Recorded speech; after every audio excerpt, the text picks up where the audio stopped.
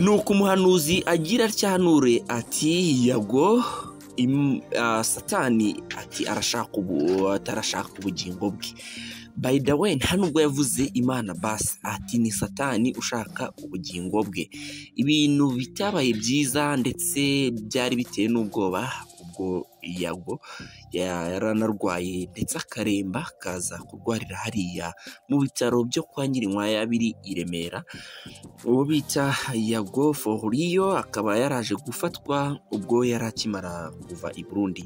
Igihe Bruce Melody yajyaga gukora ibitaramo i Burundi, uwo bita Yago yajyanye na Bruce Melody. We yari yanahageze mbere ya Bruce Melody, yari yajyanye nyine na timu ya Bruce Melody. Nyuma y'uko byose biba, yagiye aduhereza amakuru y'ibyagiye bibera hariya. Kenshi na kenshi Yago niwe wagendaga atanga amakuru y'ibintu biri kubera i Burundi. Nyuma yaho kandi n'ubwo ibitaramo byari birangiye, Yago yakomeje gukora ibiganiro bye kuri Yago TV show, akomeza akorana n'abarundi. Wagiye ubibona ko yagiye abyaporodinga. Nyuma yaho rero abisoje, yaje kugaruka i Kigali hano mu murwa. Yago rero nibwo yaje guhita afatwa n'uburwayi butunguranye, akaremba bikomeye cyane, ubwo bivugwa na Aline Gahongayire wamujyanye mu modoka yiwe akamugeza ku bitaro byo kwa Nyirinkwaya, aho yamaze igihe kitari gitoya ariko kitari na kinini cyane arwariye muri biriya bitaro, kugeza naho byari biteye ubwoba.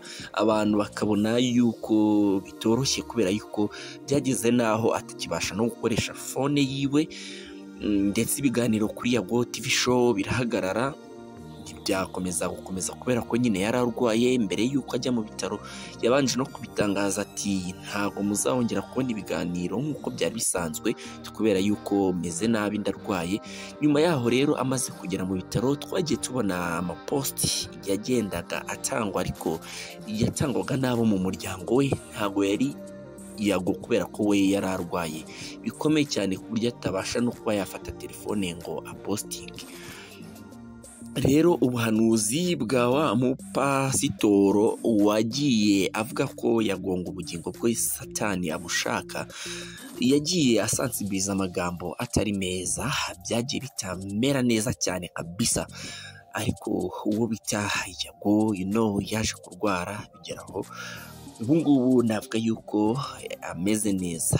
Bagiye batanga update bavuga ati Yago ari koroherwa, ntimugire ubwoba.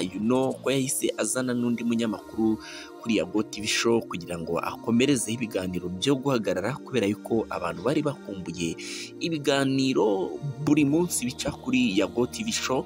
Niyo mpamvu rero Yago yahise afata umwanzuro wo kugira wo gufata umunyamakuru akamuha akazi, akajya ageza ibiganiro ku bakunzi b'icano yiwe ya Yago TV show.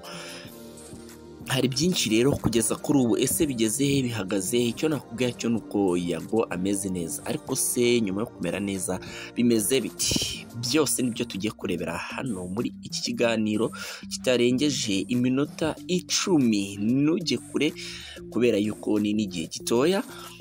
Tubane, kora subscribe wowe uri kutwumva niba utubonye bwa mbere, ndetse n'abayikoze turagushimiye cyane kubera yuko uri uw'agaciro birenze, kubera yuko udahari natwe ntabwo twaba duhari, kuko ntabwo twabikora ibiganiro ngo tubashe no kubyiyumvira, ntacyo byatugezaho. Byumvikane yuko ufite agaciro kanini mu iterambere ry'icano, kandi natwe iyo ubikoze bituma turushaho kugira imbaraga zo shakira ibyiza n'ibyo ukwiriye kugira ngo tubikugezeho umunsi ku munsi. Duhora tugushakira ibyiza.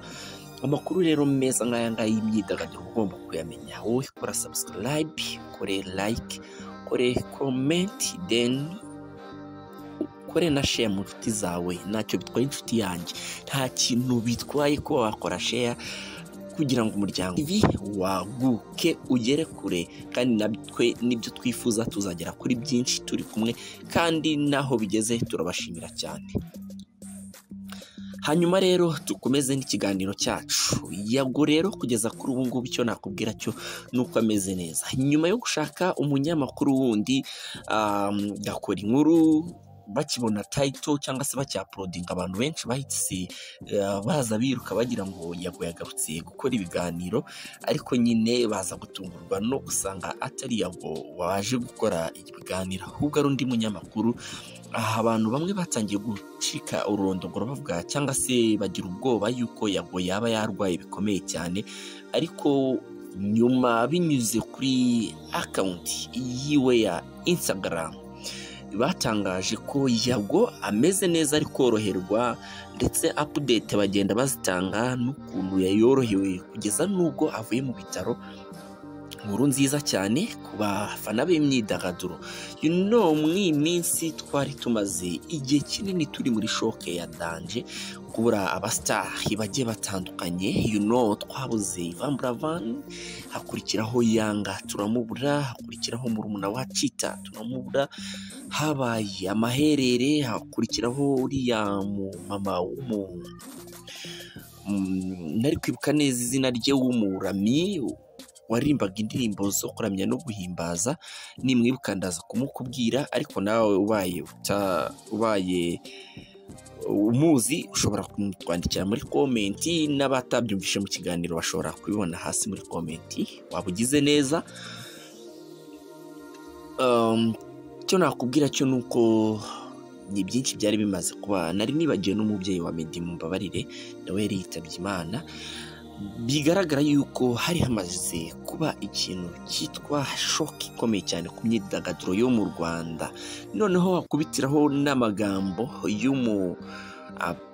y'umupasitori cyangwa se uyita umuhanuzi avuga amagambo nk'ayo ngayo yo gukura abantu imitima, bituma abantu bacika ururondogoro. Bitaje kuba byiza kabisa, cyangwa se ngo bifatwe neza n'abakunzi b'imyidagaduro, cyane cyane abakunzi ba Yago TV show ndetse na Nyarwaya Innocent wamamaye ku izina rya Yago for Rio. Icyo twavuga ni ukuvuga ngo Imana ishimwe.